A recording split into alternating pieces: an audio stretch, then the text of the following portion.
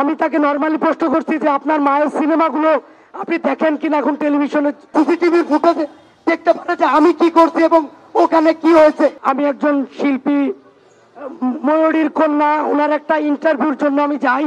আমার সাথে কোনো ক্যামেরা ছিল না, আমার সাথে কোনো মাইক্রোফোন ছিল না। আমি নরমালি তাকে কনভিন্স করতে গেছি যে একটা ইন্টারভিউ সে দিবে কিনা।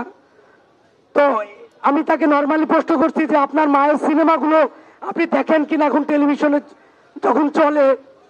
তো এই প্রশ্ন শুনেই শিবাসানু আমার পর খুব ক্ষিপ্ত হয়ে যায় এবং আমাকে শিল্পী সমিতি থেকে দ্রুত বেরোতে বলে। আমি যখন তাকে বলি যে ভাই আমি বেরোচ্ছি, আমি সাংবাদিক, তো সে কথা না শুনে একটু আমি তাকে বলি যে একটু ভদ্রভাবে কথা বলে। তো সে আমাকে বলে যে তোর সাথে ভদ্রভাবে কিভাবে কথা বলবো। তখন সে আমাকে ধাক্কাতে পুরো শিল্পী সমিতির এরিয়া থেকে বের করে দিচ্ছে।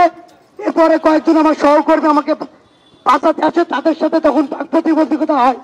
এরপরে তো আপনারা সবাই জানেন, তো যে ঘটনাটা ঘটেছে এটা খুবই নেক্কারজনক এবং খুবই দুঃখজনক। আমি এফডিসিতে দীর্ঘ 8 বছর যাবৎ আছি। এফডিসির পাতা থেকে শুরু করে পিএম পর্যন্ত আমাকে চিনে।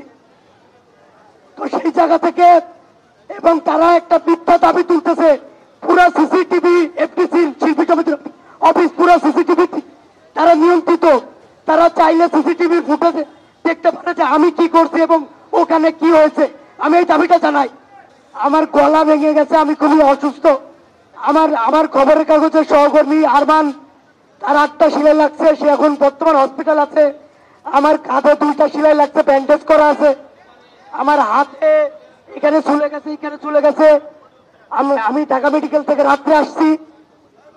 আমার কয়েকজন নারী সহকর্মী আহত হয়েছে।